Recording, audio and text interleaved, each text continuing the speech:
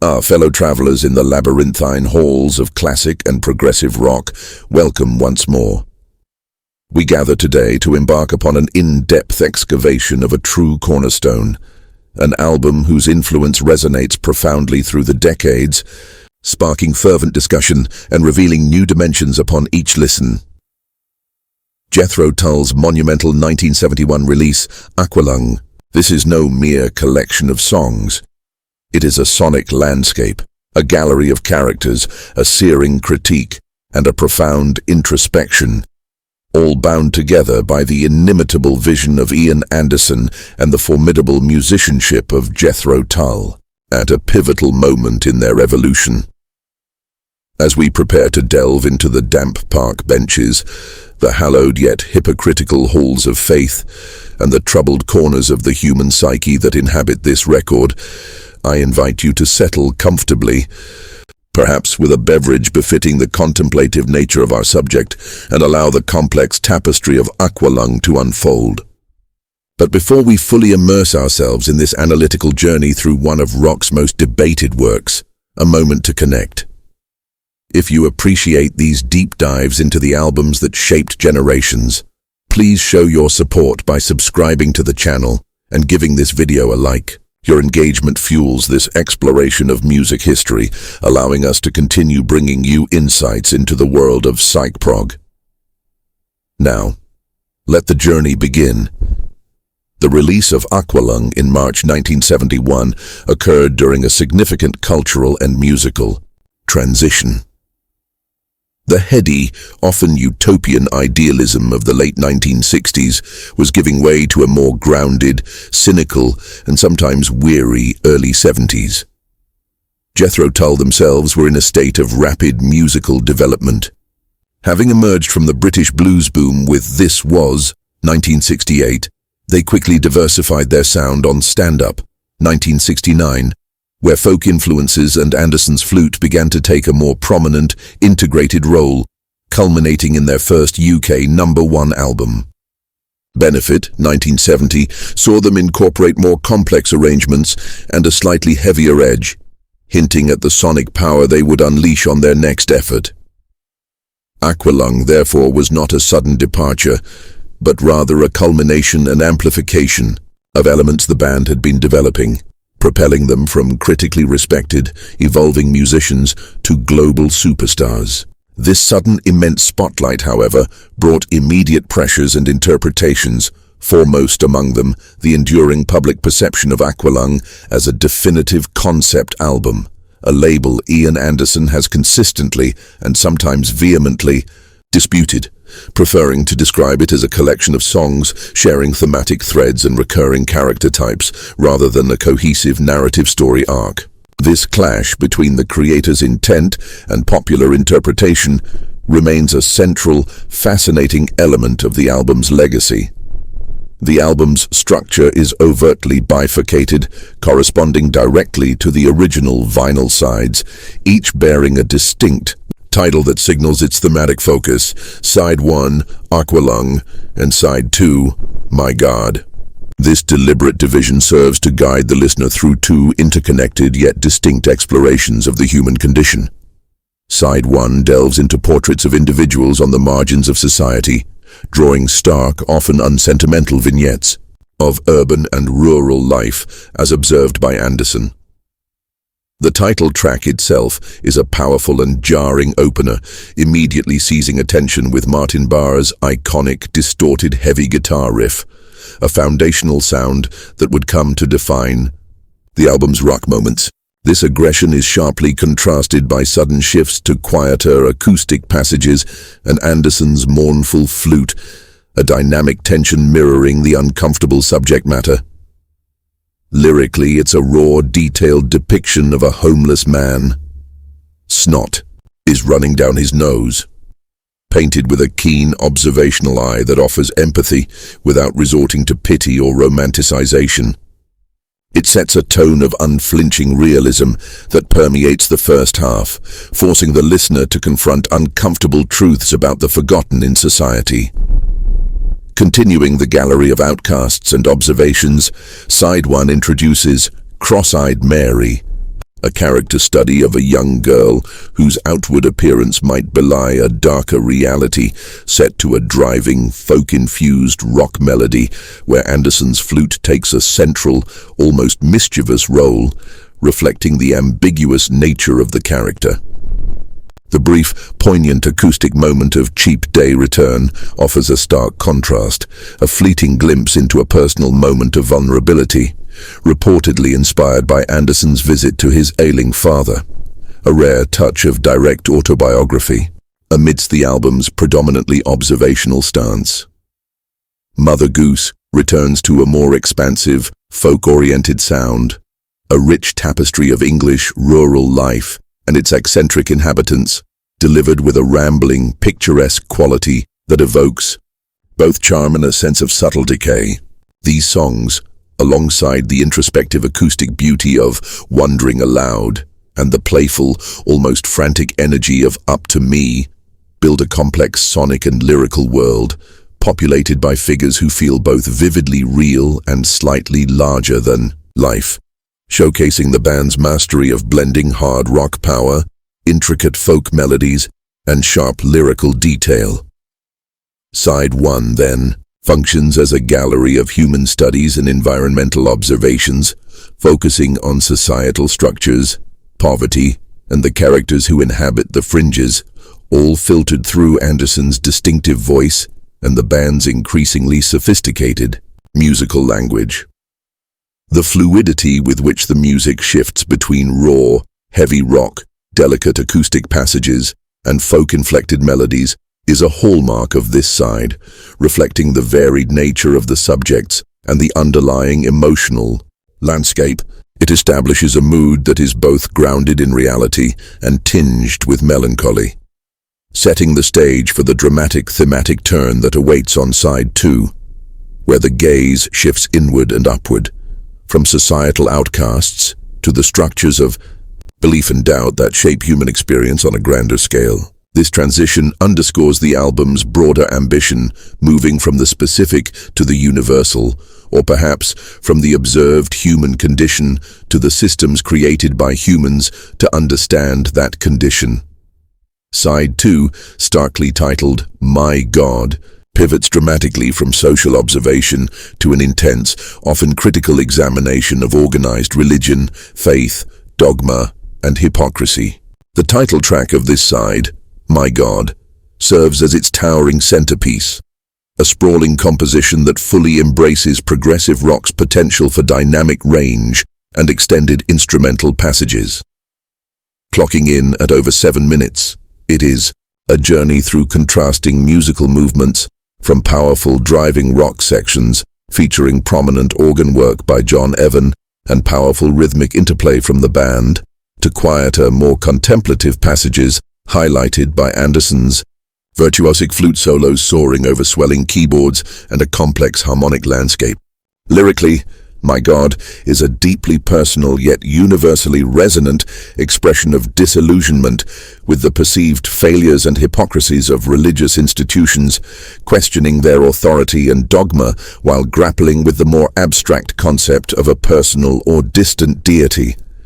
This exploration of spiritual struggle and institutional critique provides a significant point of tension and challenge within the album, daring to question deeply held beliefs with a raw intellectual honesty that resonated powerfully and sometimes controversially with audiences. The thematic intensity of My God is followed by the more direct and confrontational Hymn 43, a track that leans back into a more straightforward blues rock structure but delivers a biting, cynical lyrical indictment of certain religious attitudes with unflinching bluntness, its energy driven by a potent riff and Anderson's sharp delivery. The brief, atmospheric interlude Slipstream provides a moment of sonic texture and reflection, acting as a vital connective tissue between the more substantial tracks, a fleeting musical thought that allows for a shift in mood and momentum. It demonstrates the band's growing skill in crafting cohesive album experiences, where even the shortest pieces serve a purpose in the overall flow. This leads into arguably the album's most globally recognized track, Locomotive Breath, a song built around one of rock's most iconic and instantly recognizable piano riffs, played with relentless force by John Evan, underpinned by Jeffrey Hammond's driving bass line and Clive Bunker's explosive, almost frantic drumming, a tour de force performance that underscored his dynamic ability before Martin Barre took over. The track creates an overwhelming sense of unstoppable momentum and rising panic.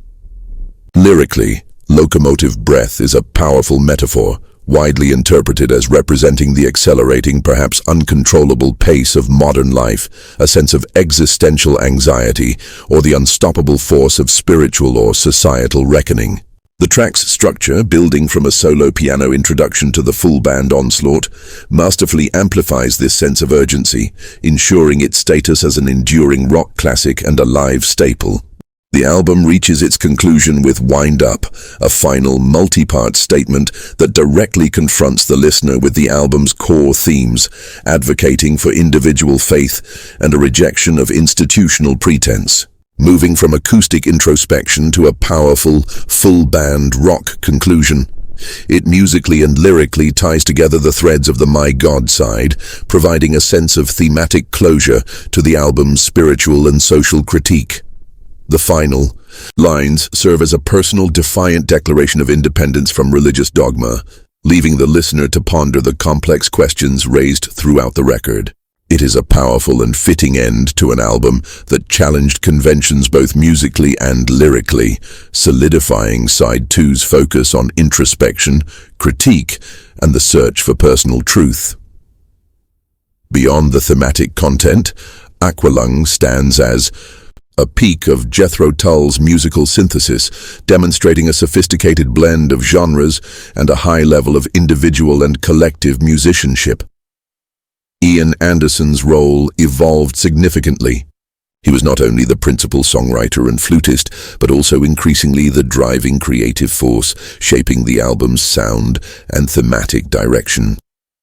Martin Barre's guitar work is exceptional throughout, providing not just the famous heavy riffs, Aqualung, Hymn 43, Locomotive Breath, but also nuanced textures, tasteful solos, and acoustic passages that perfectly complement Anderson's flute and vocal melodies.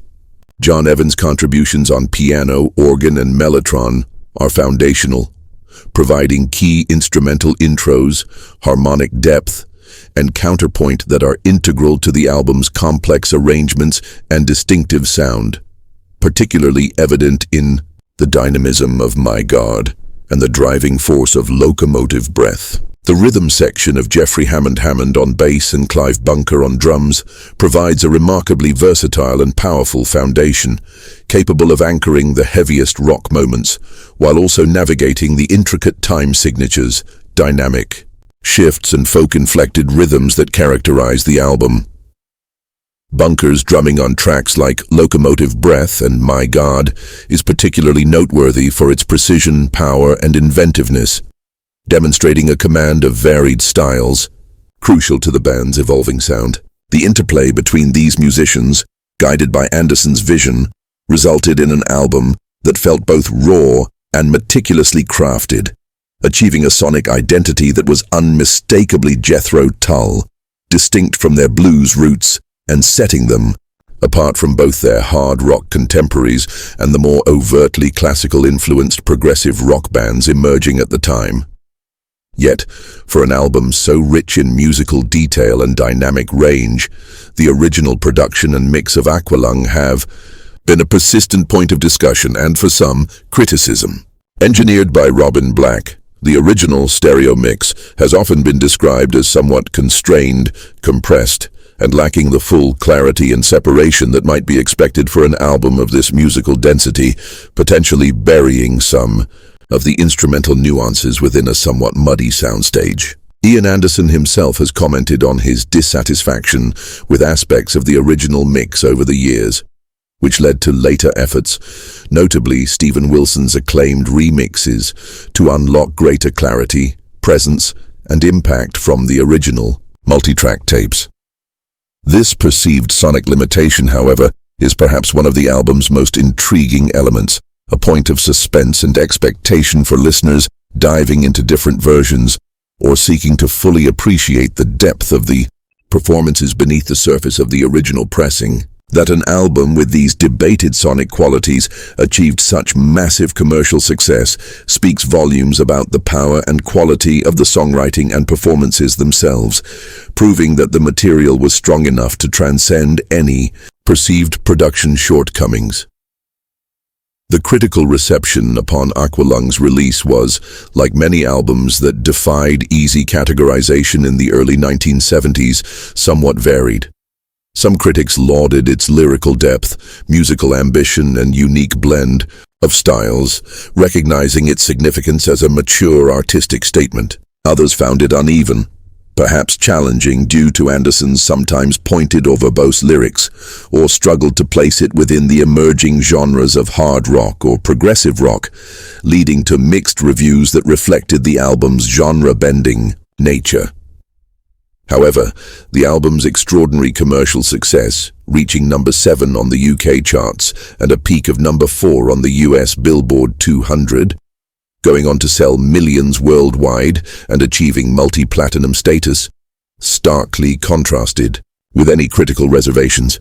It resonated deeply with a vast audience who connected with its themes of social critique, spiritual questioning, and alienation, finding a reflection of their own anxieties and doubts in the album's honest and often uncomfortable observations. This immense popular success cemented Aqualung as a cultural phenomenon, solidifying Jethro Tull's place in the upper echelon of rock bands. It demonstrated that complex, thematic, and lyrically challenging music could find a massive audience, influencing countless bands that would follow in their footsteps, attempting to blend heavy rock with folk and incorporate thematic depth into their work. It was the album that taught Jethro Tull and the wider music industry the power of thematic unity, even if the band resisted the formal concept album label. The pressure and expectations generated by Aqualung's success directly informed their next project, the satirical and even more musically ambitious Thick as a Brick, which was explicitly designed as a parody of the concept album format that Aqualung had been so readily assigned. This intricate relationship between Aqualung, its reception, and the band's subsequent output further highlights its pivotal role in their history. The ongoing debate about whether Aqualung is a true concept album continues to fascinate because it touches upon the very nature of interpretation and artistic intent in popular music. While Anderson's denial is valid from his perspective, perhaps emphasizing the lack of a linear narrative or viewing the label as overly academic, the album's powerful thematic coherence, reinforced by the visual continuity of the cover art, featuring characters who seem to step directly from the lyrics, undeniably creates a conceptual experience for the listener. It functions as a powerful thematic suite, a series of interrelated observations and critiques on the human condition, society, and spirituality, making the distinction between thematically linked collection and concept album seem less important than the profound impact the album has had. Its ability to provoke such deep engagement and interpretation decades later is a testament to the richness and enduring relevance of its content. And as you appreciate the layers of meaning within this classic, remember that supporting the channel by liking and subscribing allows us to continue these valuable discussions and analyses. In conclusion, Jethro Tull's Aqualung is far more than just a collection of iconic songs. It is a complex, multi-layered work that captured the spirit of a changing era while exploring timeless themes of social inequality, spiritual doubt, and the search for individual truth. Its unique and masterful blend of biting social commentary, unflinching religious critique, raw hard rock energy, and intricate folk sensitivity remains unparalleled. Whether you approach it through the lens of its debated concept status or simply as a collection of powerful, thematically linked masterpieces, its artistic merit, musical innovation, and cultural impact are undeniable. The performances are dynamic and memorable, The songwriting is incisive and evocative, and its place as both a cornerstone of Jethro Tull's legacy and a landmark in the history of classic and progressive rock is firmly and deservedly secured. It continues to be a challenging, rewarding, and endlessly fascinating listen, prompting reflection and evoking strong emotions generations after its release. Thank you for joining me on this extensive deep dive into the world of Aqualung. If this analysis resonated with your passion for understanding the nuances of great music, please support this channel by hitting that like button and subscribing to Psych Prog. Our library is full of other videos exploring the depths and breadth of classic and progressive rock waiting for you to discover.